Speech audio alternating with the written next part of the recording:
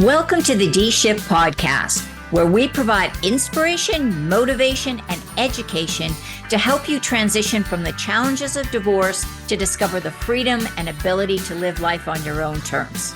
Are you ready? Let's get this shift started.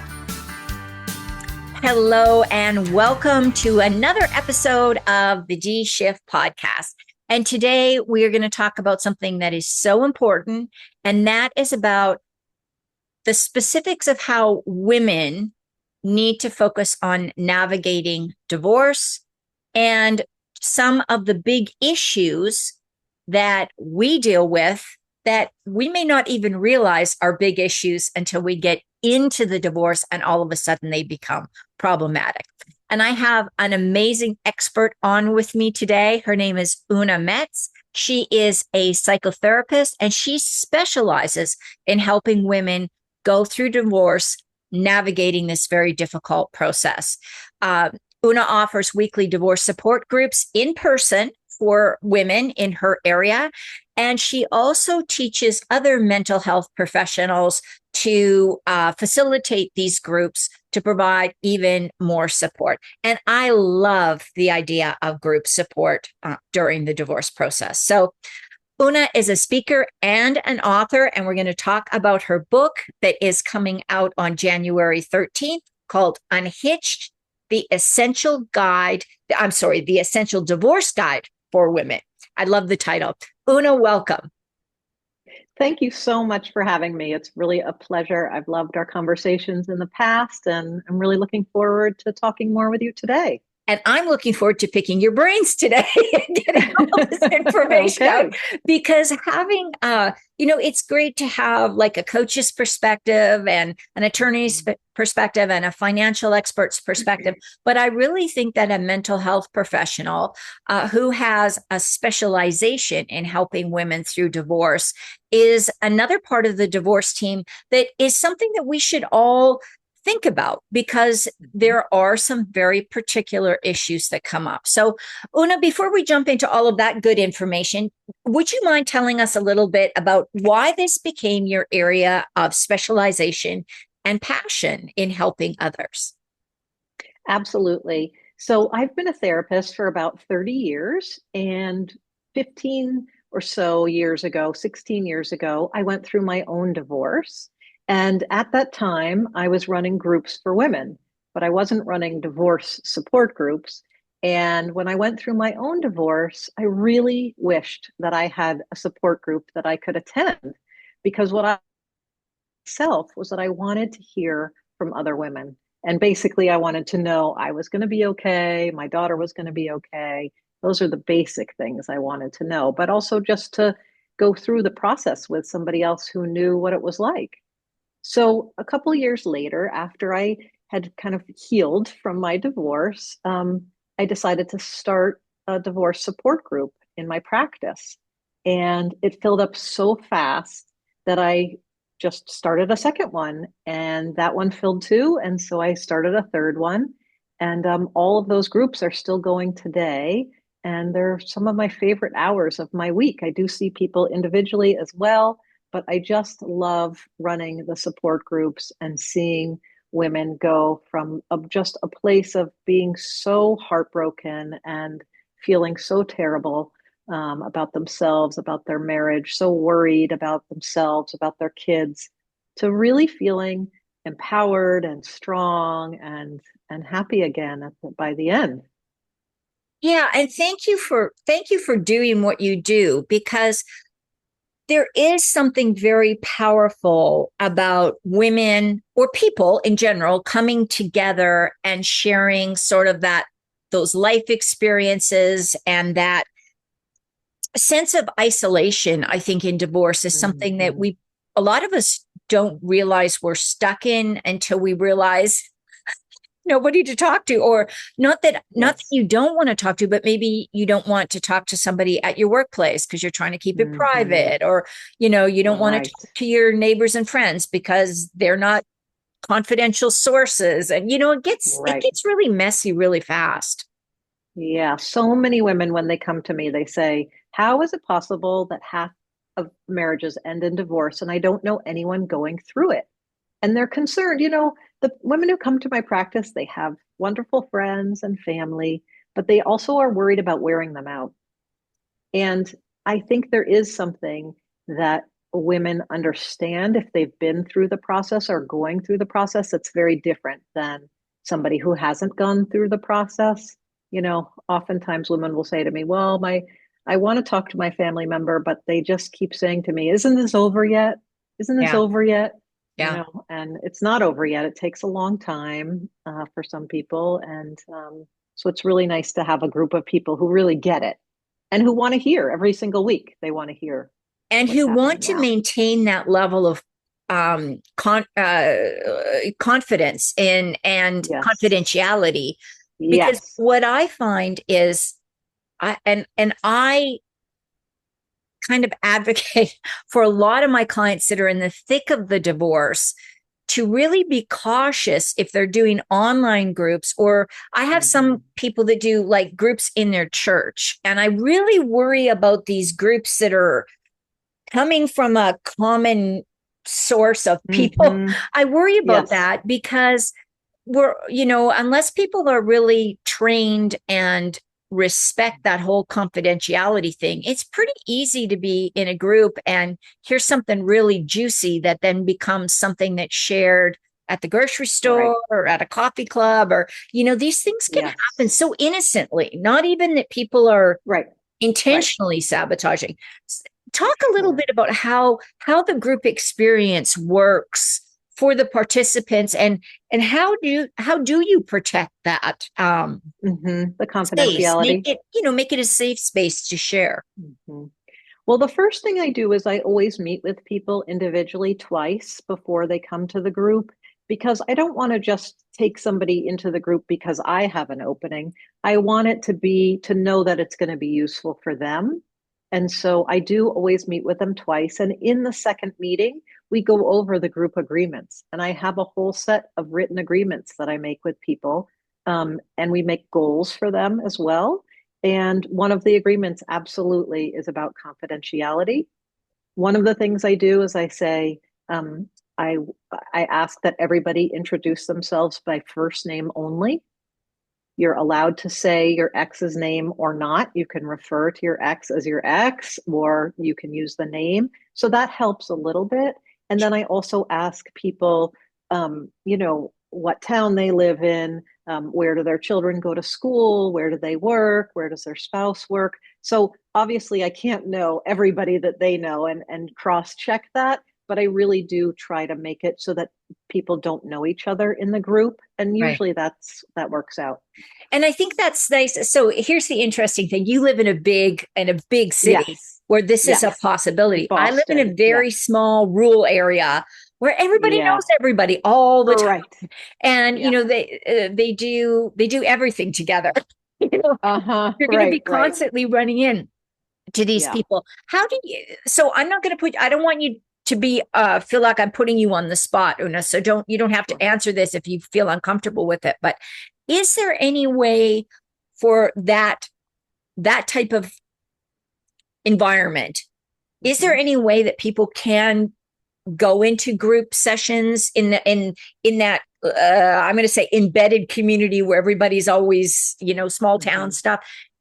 Is a group a good option there, or would you suggest maybe if you're in that not using a group setting, or how do you feel about that? I think groups are wonderful. I love groups, and I do think they work, and I do think there have been groups that work in rural settings. Again, being able to meet with everybody before they join, not just having a drop-in group where every week you have no idea who's going to come, who's going to show up. I think that would decrease the sense of safety. Whereas if the leader is meeting with each person individually before they join the group and really going over, like, I don't just say it's important to be confidential in my group. I say, look, this is a small world. People Yeah, know I mean, even though I'm in Boston, which is a big place, it's still a small world. People sure. do still know each other, right? Right. They Right. have connections. And so really explaining why the confidentiality is so important, I think does go a long way. Yeah. Yeah, I agree with you. And I think, like I said, I think it entirely depends on who's running the group. I mean, unfortunately, I hear a Yes. lot of cases where, the divorce support group is being run by a church member or a clergy member that maybe has Hmm. no training in facilitating Right. groups. And I've heard some pretty significant horror stories of Oh, what's happened. oh, But uh-huh. again, it's not a fault of the idea of the group. It's a fault of Right. the actual implementation of how The the group needs leadership. to look. So Right. when you work with your clients, they're very clear on what the boundaries and the expectations are for Hmm. the group. They have their own individual goals. And I know you can't talk about anything that's said in the group, but Hmm. generally what type of topics would the Hmm. women that come to your groups, what do they want to talk about when they're in the meetings? They want to talk about really the whole wide range. I mean, I always say that the purpose of the group is to talk about the emotional journey of divorce, but people certainly do trade kind of legal and financial tips as well. And I always say, like, don't use this instead of a lawyer or instead Right. of a financial person. I am neither. Um, but people do will say, you should ask your lawyer about this, or, I heard from my lawyer about this, but really it's to deal with kind of all of the emotions that come along with divorce. So from the very beginning of making that decision or having the decision made for you, um, through what I like to call the roller coaster of feelings.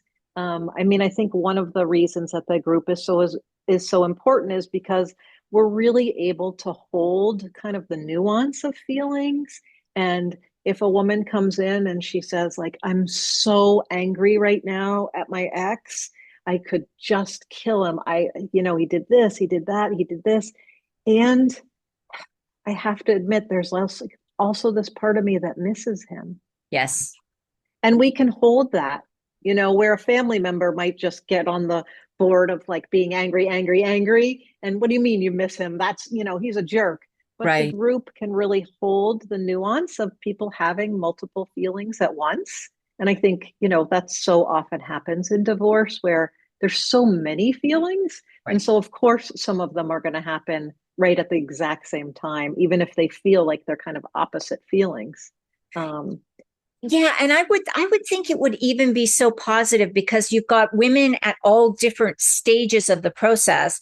So that, yes. there's that encouragement of somebody who can say, "Man, I was Yeah. sitting right in your chair like, 3 months ago and now I'm clearer."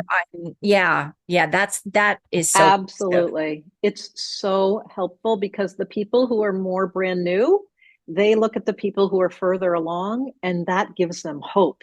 Like, oh Sure. my God, she made it out. She's doing okay. She's talking about how hard it used to be, but now she's doing better. So it really gives them hope. And then the people who are further along, I find really enjoy being able to help the people who are brand new to help them along. Yeah. It's a really wonderful model in that way.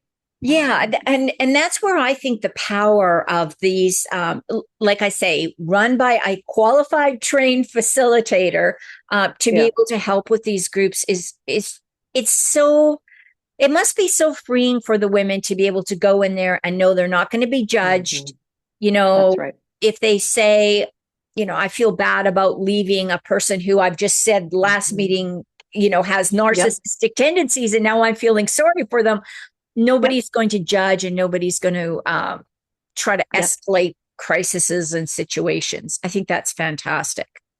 Yes, making the group a no judgment zone is very, very important. And I think as a therapist and the leader of the group, that's something that I really model is everybody is in their own process. Right. Everybody's doing the best that they can.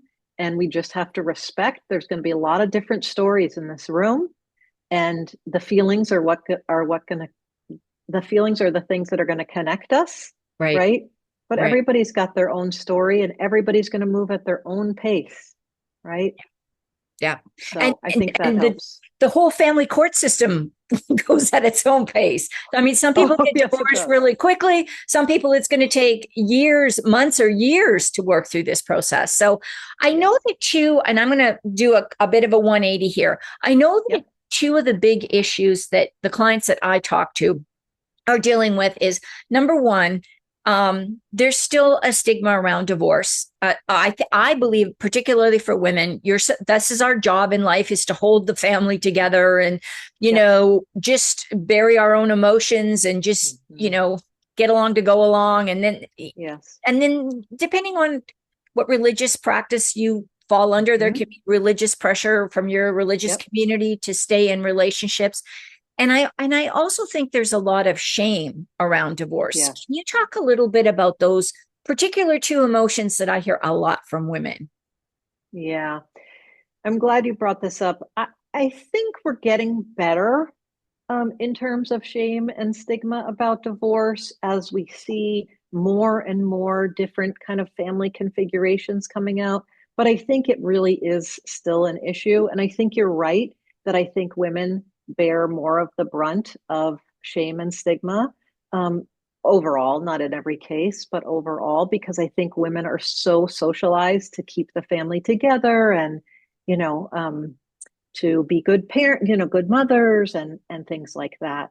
Um, and so, I mean, one of the ways that I think I'm really trying to influence women to feel less shame and stigma is also to think about, a lot of times women will say that they left the marriage, right? And they feel guilty about that or they Right. feel ashamed about that. And I really try to dig into who actually left the marriage, right? Like, I've never met a woman who impulsively decided one day, oh, well, my husband left the toilet seat up, so I think I'll leave my marriage. Right? Like, Right. that doesn't happen. It's usually years. I mean, women usually think about leaving a marriage, especially if they have kids, for years before they do it. And to think about who actually left the kind of marital vows or who had to pull the trigger, right, Right. of actually calling the lawyer. Because oftentimes, what I have found is that a lot of women who initiate divorce, their spouse actually kind of checked out a long time ago and hasn't been participating in the marriage, either through infidelity, through financial abuse, through coercive control. Um, and so that's one way I'm trying to help women understand and reduce their own shame and stigma of, like, you tried as hard as you possibly could to save this marriage. You were kind of left with no other option, Right. you know? They're Right. not leaving because it's fun and they just want to go off and eat bonbons. I mean, it's a very difficult decision, Right. right, to make and very hard to go through. But oftentimes women feel like they have no other option. Right. And I so agree with you. And the other thing, Una, I have to say is I'm just going to say this whole crap about let's stay in a bad relationship because we need the Mm, kids to be in a two-parent home until, they're in college. yeah. The, Yep. the, the research is so clear. The kids, Yes. I heard this expression the other day and I thought it was amazing. Um, Kids would rather live in two households of light than one household of darkness. And I just thought that was amazing. I'm not really sure where it's from, but I thought it was amazing. Yep. And you know, the science and the research is so clear that staying in those passive aggressive or abusive or Right. coercive households is what does the damage, not kids living in two Right. different households. That's right. I mean, the definition of success is not staying in a long-term unhealthy marriage, right? I mean, and I think you're absolutely right. The research really makes it clear. And the old research said divorce was bad, Right. you know, and the Yes. new research is much more nuanced and it says conflict is bad and Yeah. ongoing conflict is bad. Whether, and I always say, like, there's hot marriages and there's cold marriages, right? And hot marriages are where you're fighting all the time and it's toxic and people are slamming doors and that's not good for kids. Right. But cold marriages where you're not speaking to each other, where there's a lot of silence, where there's a lot of tension, people won't make eye contact with each other, that's not good for kids either. And Right. I've had a number of women who've come to me and said, for years I was staying in my marriage for my children. And now I realize I have to leave my marriage for my children. Yeah. And that's also a big mindset shift that Yes. sometimes it takes a while. But once Yes. once people get to that point, they seem to have this real clarity about wanting to Yes, work for the best interests of their kids. So, Una, absolutely. before we get off, and time goes so fast on these calls, I know. I'm serious. It seems like we just started talking. Tell I us know. about your book. Now, it is going to come out on January 13th. Um, That's right. is that correct? So, tell us Yes. a little bit about Unhitched, why you wrote it, and Yeah. what you want it to provide to the readers. Yeah. So it really came from leading these support groups, and women would ask me all the time, what's a great book that I could read about the emotional journey of divorce?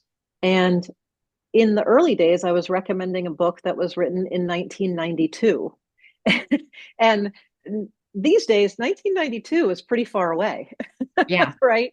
yeah, And so I realized I did a lot of research and I realized that there wasn't a current book by a therapist for women going through divorce. And so I finally decided I need to write this book.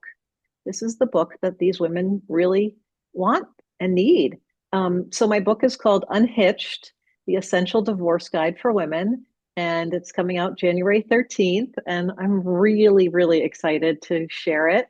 We've gotten wonderful reviews so far, and I'm really excited to share it with women, across the country and hopefully across the world even. yeah. And I'm excited to get my copy and read it. And I love to give all my clients a list of books, and yours is Yes. definitely going to be on it. So I think it's, Oh, that's wonderful. you know, and again, you may get it and you may think, okay, I'm in an okay space now. And maybe you don't read it Mhm. right away when you get it. But at some point Right. in the divorce, Yep. these emotions are going to become a significant factor. And if That's you're right. in that emotional state, you cannot make good financial and legal decisions. So That's right. this book is a lifeline to help you Hmm. not only get through your divorce, but then come out the other side and have a really strong emotional foundation for starting over as a single woman. Yeah. That's right. That's right. And I've really also packed the book with lots of stories. They're all anonymous, but they're kind of combinations of like all the thousands of stories I've heard in my practice.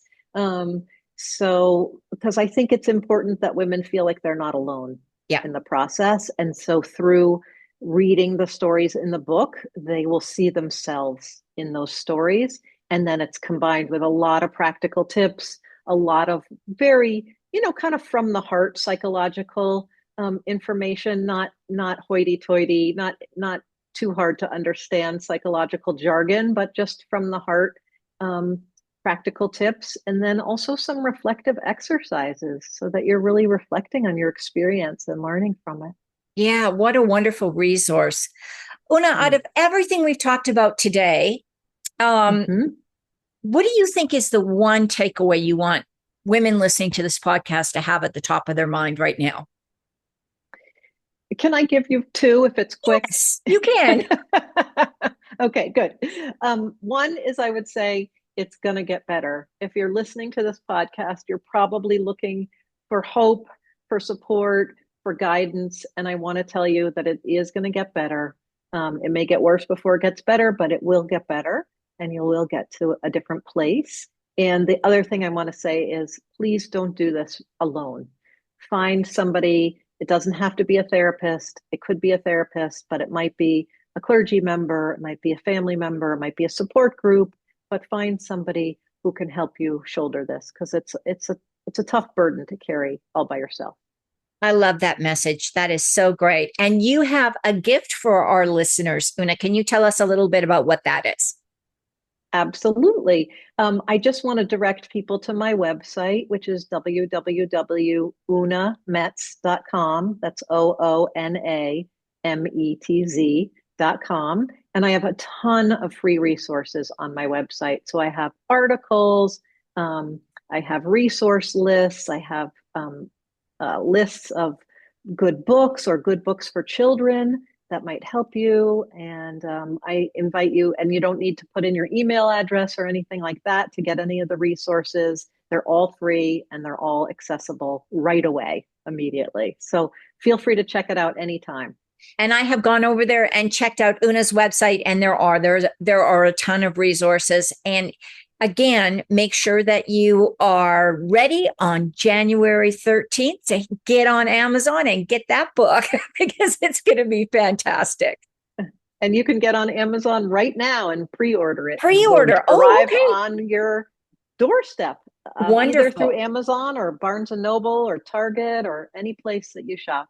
Okay, wonderful. So a wide range of places to grab Oona's book. It's called, tell us again the title. Unhitched, the Essential Divorce Guide for Women. Oona, thank you so much for being here and wishing you all the best of luck on your book launch. I've got no concerns. It's going to rocket right to bestseller. No problems at all there. And thank you for writing it because it is a much needed resource. So Oona, thank you so much for being here today. Thank you. And I'd like to thank everybody, all of you, for taking time out of your busy day to listen to this episode of the D Shift podcast. And don't forget to tune in again next Tuesday. Thanks for listening and supporting the D Shift podcast. If you would like to attend live trainings by our amazing guests and have a chance to ask questions and get answers from our experts, join the D Shift crew.